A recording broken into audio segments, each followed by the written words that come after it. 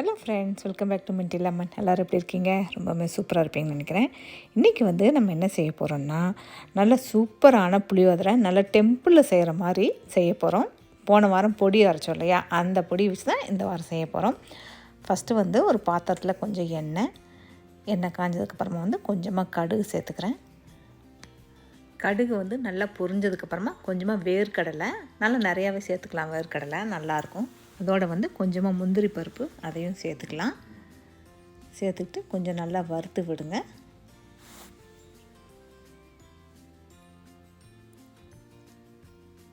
இதுக்கு நல்லெண்ணெய் சேர்த்துருக்கேன். நீங்கள் நல்லெண்ணெய் சேர்த்துக்கோங்க, அப்போ தான் புளியோதரைக்கு நல்லாயிருக்கும். போதும், நல்லா வறுபட்டுருச்சு.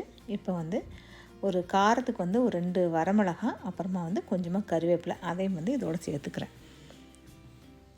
காரம் இதே போதும், ஏன்னா நம்ம பொடியிலேயே கரெக்டான காரத்தை சேர்த்துருக்கோம். அதுக்கப்புறம் கொஞ்சமாக நல்லா ஒரு லெமன் சைஸ் புளி ஊற வச்சு வச்சுருக்கேன். அது நல்லா திக்காக கரைச்சி இதோட கொஞ்சம் சேர்த்துக்கிறேன். நீங்கள் சாப்பாடு எவ்வளோ சேர்க்குறீங்களோ அதுக்கு தகுந்த மாதிரி புளி சேர்த்துக்கோங்க.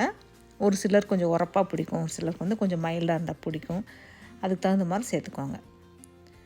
தண்ணி தேவைப்பட்டால் கொஞ்சமாக சேர்த்துக்கோங்க. சேர்த்துட்டு நல்லா கொதிக்கிறப்போ இப்போ கொஞ்சம் மஞ்சத்தூள் சேர்த்துக்கலாம். மஞ்சத்தூளும் கொஞ்சமாக இந்த சாப்பாட்டுக்கு தேவையான அளவு உப்பு, அதையும் இப்போ இதோட சேர்த்துக்கிறேன்.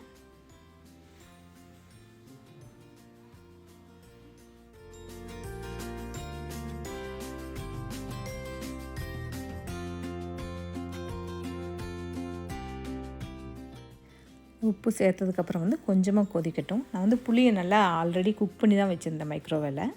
இது ரொம்ப கொதிக்க தேவையில்லை. இப்போ நம்ம பொடியை அரைச்சி வச்சுருந்தோம் இல்லையா, புளியோதரை பொடி, அதில் நான் ஒரு 2 ஸ்பூன் சேர்த்துக்கிறேன். எவ்வளோ சாப்பாடு இருக்கோ அதுக்கு தகுந்த மாதிரி நீங்கள் சேர்த்துக்கோங்க. ஐ திங்க் நான் 1 கப்பு ரைஸ் வச்சேன்.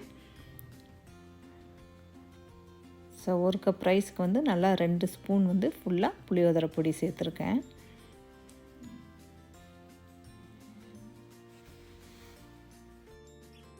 புளியோதரைக்கு சாப்பாடு இந்த மாதிரி நல்லா உதிரியாக இருக்கணும். அப்போ தான் நல்லாயிருக்கும். இல்லைன்னா ஒரு மாதிரி கொச கொசான்னு போயிடும். சாப்பாடு வச்சு நல்லா ஆற வச்சுருங்க. சூடு ஆறினதுக்கப்புறமா போட்டு நல்லா மிக்ஸ் பண்ணுங்கள். முந்தின நாள் பண்ணின சாப்பாடாக இருந்தாலும் பரவாயில்ல, நல்லா வரும்.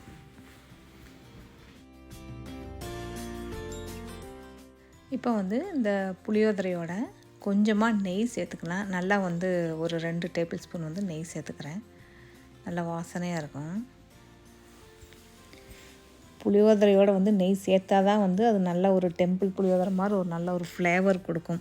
நெய் இல்லைன்னா கொஞ்சம் டேஸ்ட்டு கம்மியாக தான் இருக்கும். அதனால் நல்லா தாராளமாக நெய் சேர்த்துக்கோங்க. நெய் அப்புறம் இந்த வேர்க்கடலை, முந்திரி பருப்பு இதெல்லாம் நல்லா தாராளமாக சேர்த்துக்கணும். அப்போ தான் நல்லாயிருக்கும்.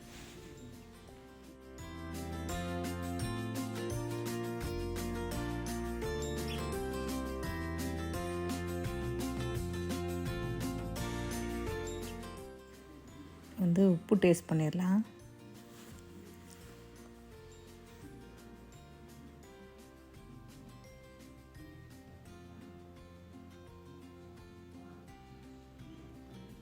எனக்கு கரெக்டாக இருக்குது. உங்களுக்கு உப்பு தேவைப்பட்டால் இந்த டைமில் சேர்த்துக்கலாம். சேர்த்து நல்லா மிக்ஸ் பண்ணி விட்டுக்கோங்க. இதோட பெஸ்ட்டு காம்பினேஷன் பார்த்திங்கன்னா உருளைக்கிழங்கு பொரியல், வாழைக்காய் வறுவல், அப்புறம் சிப்ஸு, அப்பளம், இது எதோட வேணால் நீங்கள் வச்சு சாப்பிட்லாம். புளியோதரை சூப்பராக இருக்கும். ஸோ இந்த ரெசிபியை நீங்களும் ட்ரை பண்ணி பாருங்கள். ட்ரை பண்ணி பார்த்துட்டு உங்களுக்கு இந்த ரெசிபி பிடிச்சிருந்துச்சின்னா லைக் பண்ணுங்கள், ஷேர் பண்ணுங்கள். மறக்காமல் மின்டி லெமன் சேனலுக்கு சப்ஸ்கிரைப் பண்ணிக்கோங்க. தேங்க்யூ.